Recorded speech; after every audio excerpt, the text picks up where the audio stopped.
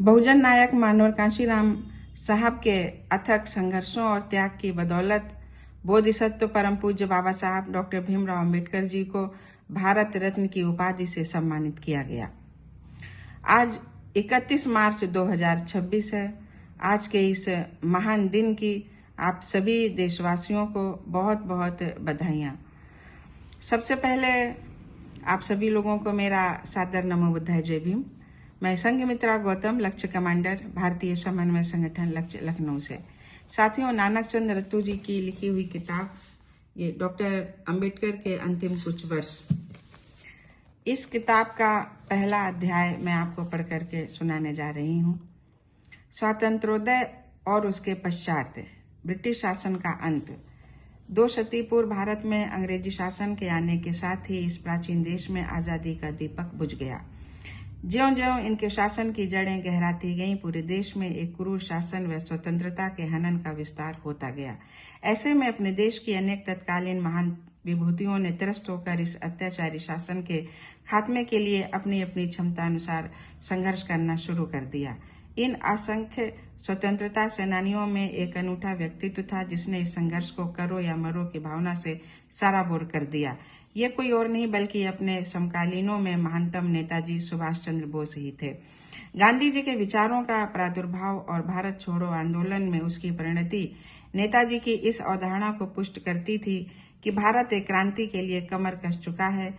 9 अगस्त 1942 के आह्वान ने कांग्रेस व स्वतंत्रता संग्राम सेनानियों की प्रतिष्ठा की रक्षा की।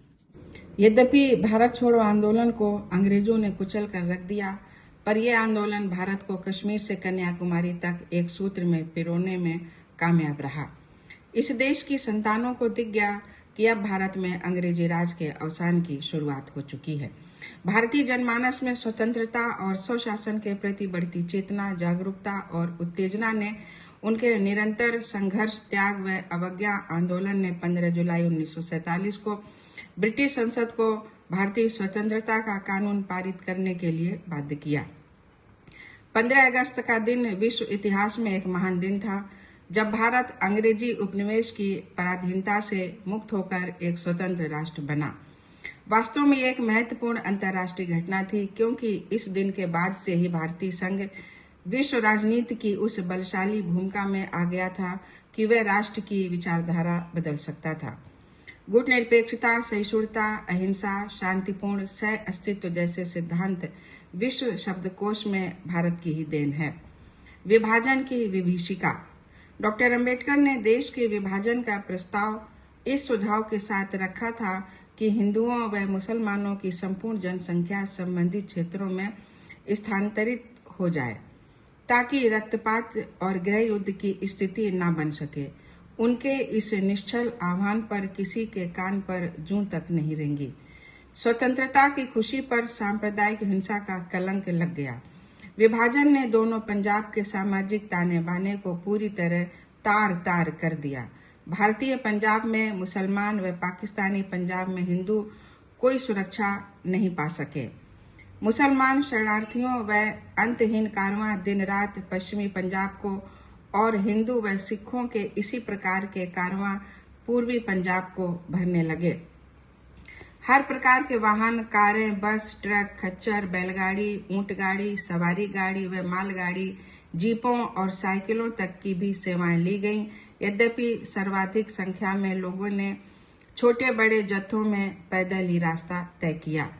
शरणार्थी अपने साथ मात्र तबाही व बर्बादी की कहानियां ही लेकर नहीं आए, वे आक्रोश व बदले की भावना से भी धधक रहे थे और हिंसक हो रहे थे।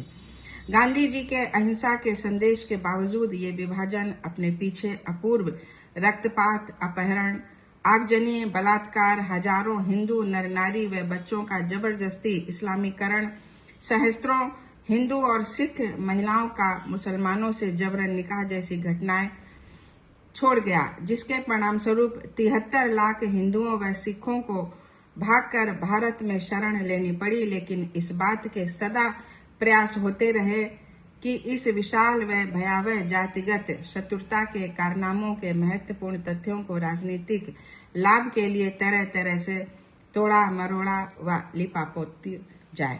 ये प्रश्न सदा ही पूछा जाता रहा है कि गांधी जी विभाजन रोकने के लिए उपवास पर क्यों नहीं बैठे।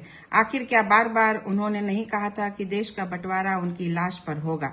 ये सवाल पूर्वी व पश्चिमी पाकिस्तान में बहुत लोगों द्वारा पूछा गया। हर एक ने खुद को ठगा हुआ सा महसूस किया।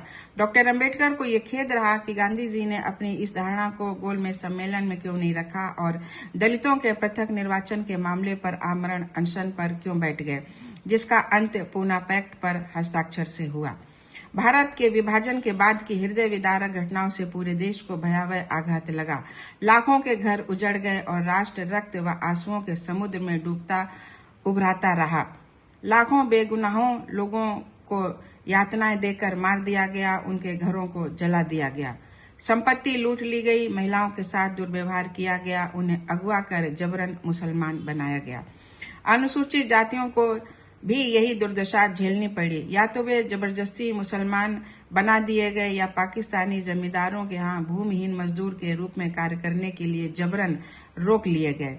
उन्हें अनुसूचित जाति खासकर सफाई करने वाले चाहिए थे, जिनको उन्होंने आवश्यक सेवा कर्मी घोषित कर दिया था ताकि वे रुके रहें और मैला ढोने का काम करते रहें। हैदराबाद, सिंध में उन्हें जबरदस्ती मुसलमान बनाया गया ताकि वहां मुसलमानों की आबादी बढ़ सके। इत्तेहाद उल मुसलमीन का वहां बराबर अभियान चला, जिसके तहत अछूतों के घर जला दिए जाते थे ताकि वे भयभीत हो जाएं और राज्य में एक जिम्मेदार सरकार बनाने के आंदोलन में शामिल न हों, जिससे हैदराबाद को भारतीय संघ में मिलाने को बाध्य होना पड़ा। सिंध व बहावलपुर में अनुसूचित जाति के लोगों के काफी संख्या में शिकायती पत्र डॉक्टर अम्बेडकर के पास आते थे कि किस तरह मुसलमानों ने उन्हें प्रताड़ित कर रखा है। उनसे प्रार्थना की जाती थी कि वे कुछ करें और उन्हें इस संकट से मुक्ति दिलाएं, जो पाकिस्तान व हैदराबाद में उनके प्रति नीति निर्धारण के कारण उन्हें झेलनी पड़ रही है। प्रतिदिन अधिकाधिक शिकायतें आने लगी। दिल्ली अनुसूचित जाति कल्याण संघ के प्रतिनिधियों व पंजाब के होशियारपुर व जालंधर के बहुत से सरकारी कर्मचारियों ने डॉक्टर अम्बेडकर का आह्वान किया और प्रार्थना की कि वे इस मामले में दखल दें। साथियों, इसके आगे का वीडियो मैं फिर बनाऊंगी। आप सभी लोग इंतजार करें। तब तक नमो बुद्धाय, जय भीम।